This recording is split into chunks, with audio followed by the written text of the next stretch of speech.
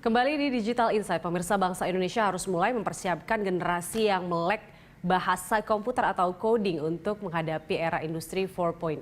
Bagaimana kiat belajar coding di era digital saat ini? Untuk membahas hal itu telah hadir bersama saya narasumber kami, pendiri Sekolah Startup dan Coding, Bapak Purwa Hartono. Terima kasih Pak Purwa telah bergabung bersama kami di sini. Pak Purwa, untuk belajar coding ini kan saat ini sebenarnya sangat penting ya, karena kedepannya era digital akan semakin berkembang dan apa-apa itu serba online dan juga startup. Semua pakai digital gitu, pakai komputer. Nah, sebenarnya ilmu dasar apa saja yang dibutuhkan untuk saya mau belajar coding nih gitu.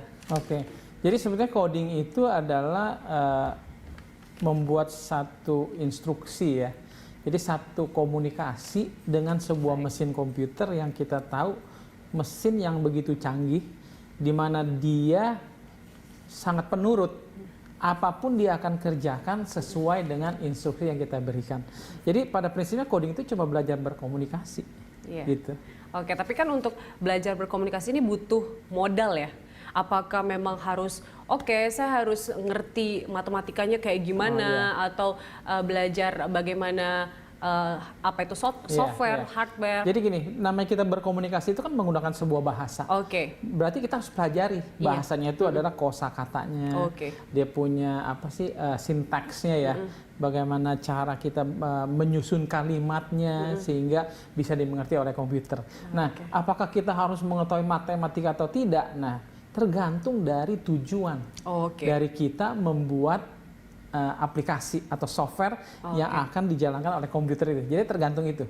Jadi kalau kita misalkan hanya membuat software untuk e-commerce contohnya, itu sangat sederhana. Itu matematikanya sedikit banget, hanya quantity dikali harga per unit, diskon, paling ditambah pajak, PPN, sesederhana itu. Tapi kalau kita bicara aplikasi yang lebih detail, engineering, misalkan menghitung torsi mesin dan segala macam lah, itu pasti kita perlu backgroundnya. Seperti yang sekarang tuh ada satu topik yang cukup dikenal, machine learning. Bagaimana membuat komputer bisa belajar sendiri, ya ta? Contohnya ada menganalisa data science. Nah, itu kita perlu mempunyai background seperti mengerti statistik probability seperti itu.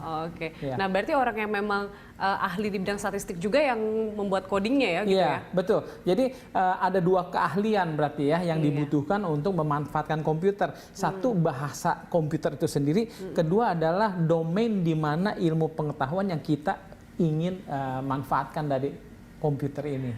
Berarti kalau misalnya mau belajar coding nih, awalnya harus punya software apa, harus minimal punya hardware apa, atau lewat handphone aja bisa, atau harus punya PC atau apa? Jadi sekarang memang dengan adanya teknologi semua dipermudah. Sebenarnya bisa juga belajar coding di handphone, cuma kan nggak enak. Layarnya kecil, keyboardnya kecil. Terbatas ya? Jadi biasanya pakai laptop lah, umumnya pakai laptop sekarang ini. Dan semua tools tersedia dengan mudah sekarang ini. Tinggal masalahnya itu sebenarnya kemauan dari kita. Nah, sejauh ini di Indonesia perkembangan untuk masyarakat mau belajar coding itu seperti apa sih? Kalau saya lihat sekarang trennya kesadaran terutama dari orang tua ya, dan juga bahkan dari anak-anak muda yang saya dengar dari bangku sekolah SMP ya paling tidak, terus ke SMA, mereka sudah aware dengan adanya dunia startup. Mereka jadi sudah antusias sekali masalah perubahan yang terjadi, sehingga mereka sangat passionate juga untuk segera belajar teknologi coding tadi.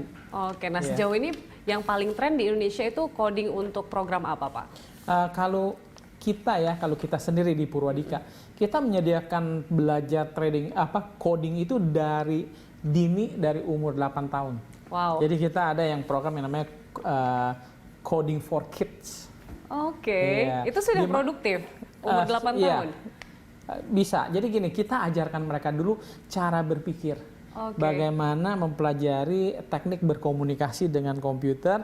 Yang kita ajarkan adalah domainnya bagaimana membuat game. Tentunya anak-anak senang kalau namanya buat game ya. Pendekatannya ke sana. Betul, walaupun gamenya sederhana, 2 dimensi, tetapi mereka sudah belajar bagaimana berkomunikasi sama komputer untuk melakukan game yang di dalam benak keinginan mereka. Minat anak usia 8 tahun sebanyak apa, Pak? Pengen tahu. Saya rasa mereka mulai kalau namanya anak-anak kan semua suka yang fun. Dan anak-anak pasti suka game. Cuma kita arahkan, jangan cuma sekedar game bermain, doang, tetapi coba mari kita berkarya membuat game itu sendiri. Kita juga ada yang coding for teens untuk yang mulai remaja. Ada 2 jenis kita belajar, satu yang namanya Internet of Things, di mana mereka belajar membangun sebuah smart system. Bagaimana sudah lebih advance ya? Iya, lebih advance. Mereka merancang ada perangkat hardware-nya. Jadi menggunakan sensor-sensor. Jadi mereka bisa pakai aplikasi di mobile maupun di web untuk menyelamatkan lampu. Contohnya lebih kompleks lebih ya? kompleks. Atau juga yang mengarah ke game development yang lebih kompleks juga. Saya juga penasaran berapa biaya kalau mau belajar coding, apalagi dari dini, nanti usai jeda ya Pak. Pemirsa tetaplah di Digital Insight.